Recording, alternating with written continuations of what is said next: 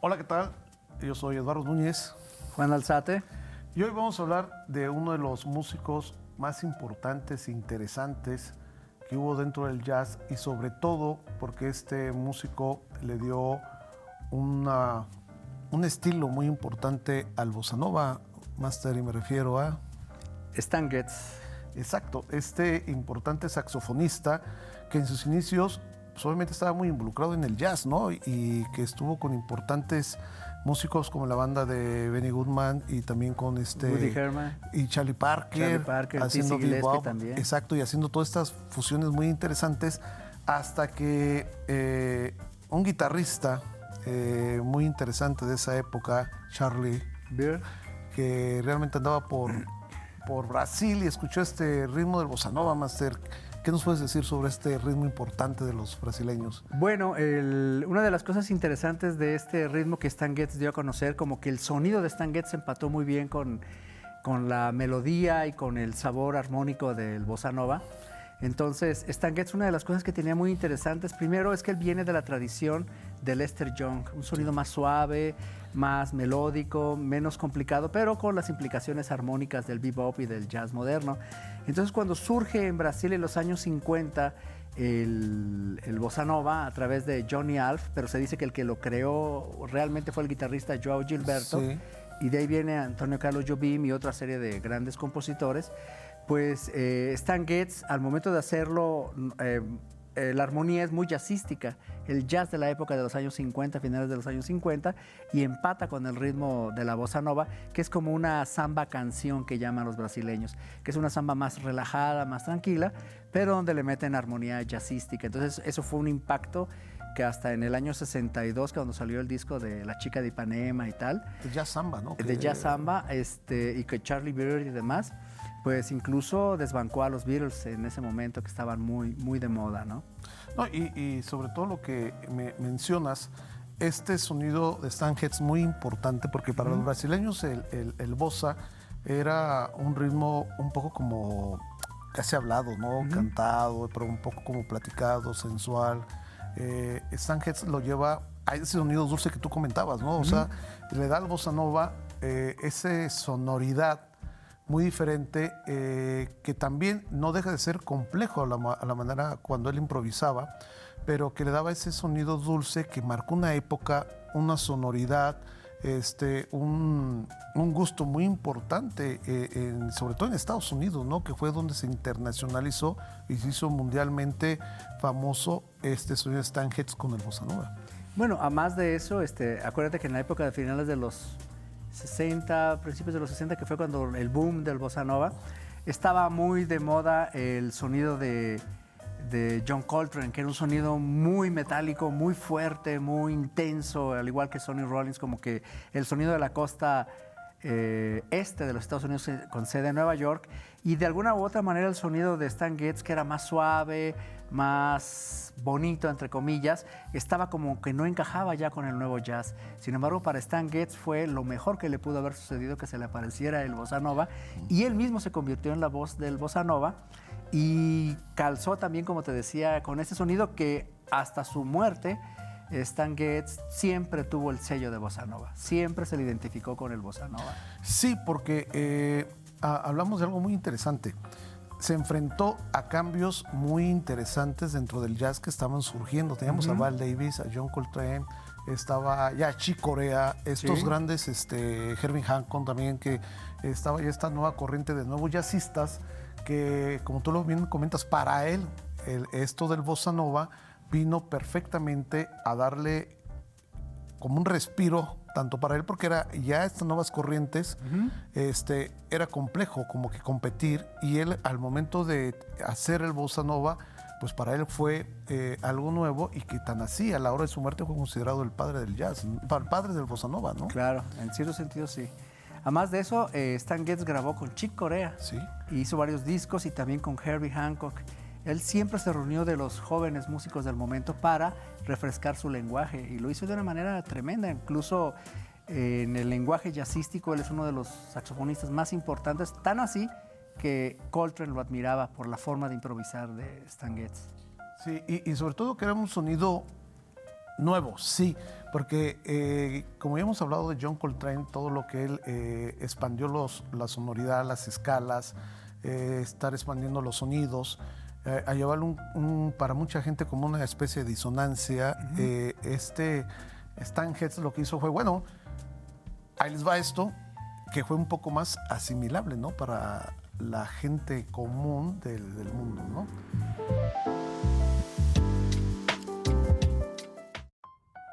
Bien, ahora escucharemos considerado el primer tema de Bossa Nova, Chega de Saudade, de Jobim, que para los gringos lo traducieron No More Blues, No Más Tristeza. Y ahora que estamos hablando de Stan Getz, que ya hemos platicado mucho de cómo por él se internacionalizó mucho el Bossa Nova, escucharemos este tema con esta versión que dio la vuelta al mundo y ahora con una característica muy importante. Stan Getz utilizaba mucho el sax tenor, que ahora lo que vamos a escuchar con el maestro Juan Alzate. Bien. Tempo.